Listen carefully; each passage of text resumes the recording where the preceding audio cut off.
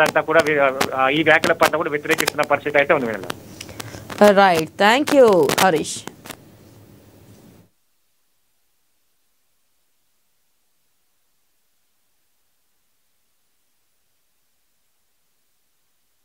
కానీ ఈ విధంగా మాట్లాడి దాదాపు 13 సంవత్సరాలు అయిపోయింది. తెలంగాణ 13 సంవత్సరంలో పడుతున్నది. ఈ సమయంలో మా తెలంగాణని అవమానపరచొద్దని పవన్ కళ్యాణ్ గారు బేషరతుగా క్షమాపణ చెప్పితేనే తెలంగాణ ప్రజలు క్షమిస్తారు.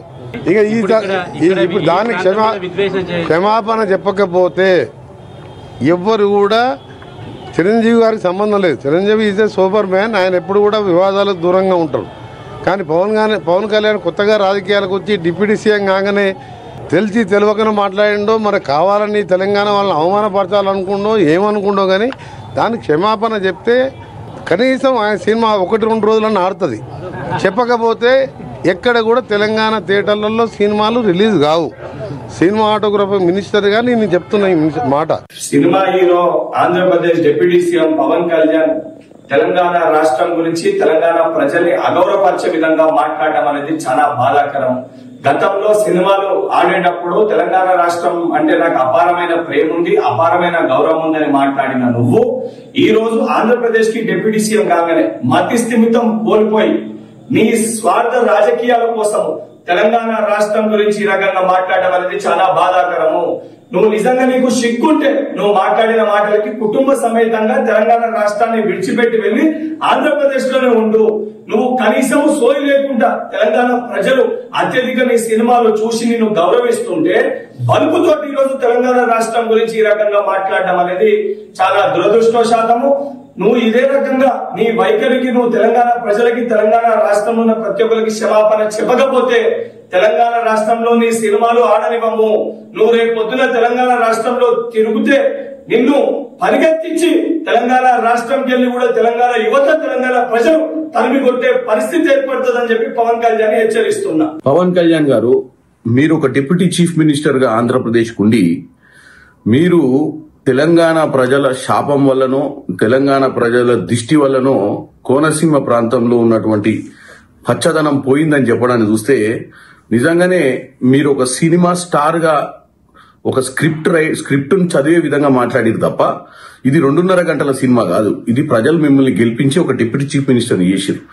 అక్కడ అటువంటి పరిస్థితి ఎందుకు వస్తుంది? దిష్టి తెలంగాణ ప్రజల్ని తాకినట్టుగా లేదు. మిమ్మల్ని గెలిపించి మిమ్మల్ని ముఖ్యమంత్రి చేసిన తర్వాత ఈ కోనసీమ ప్రాంతానికి నిజంగానే దిష్టి తాకినట్టుంది మీరు అలా మాట్లాడినట్టయితే. ఎందుకంటే మీరు వీలైతే ఎలా దాన్ని పరిష్కరించాలనో ఆలోచించాలనే తప్ప మీరు ఇలా ఇష్టం ఉన్నట్టు మాట్లాడొద్దని కోరుకుంటున్నాను. తెలంగాణ వాళ్ళ దిష్టి రాకిచ్చినానికి నర దిష్టి అంట. తెలంగాణ వాళ్ళంటే మన వద్ద నర దిష్టి పెట్టినానికి అంటే కోనసీమ అంటే గోదావరి ఏరియా అంతా కొబ్బరి చెట్లకి మొండం లేకుంటే అంటే మా కళ్ళు ఇంత చెడ్డ కళ్ళు అని చెప్పి ఆయన చెప్పడం జరిగింది.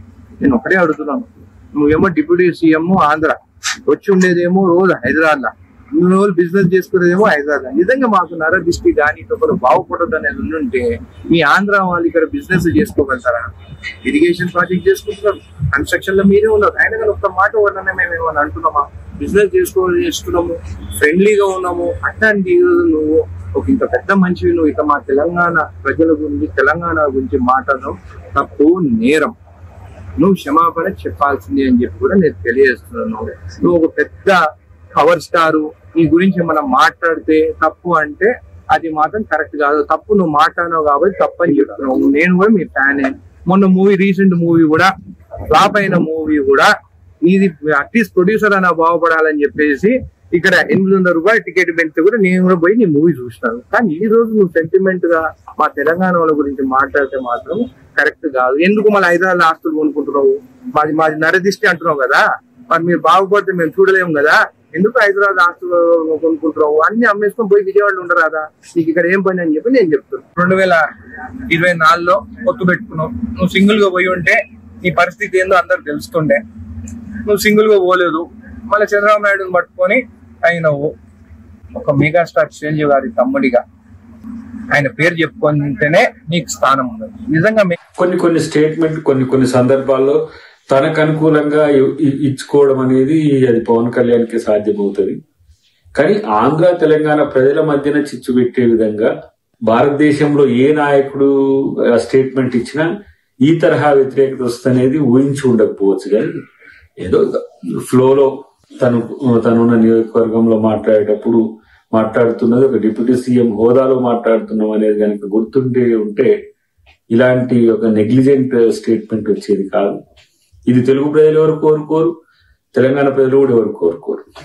కాబట్టి ఏది ఏమైనప్పటికీ కూడా కొంత మెచ్యూరిటీ లెవెల్స్ మరింత పెంచుకుంటే ఇంకా బాగుంటది.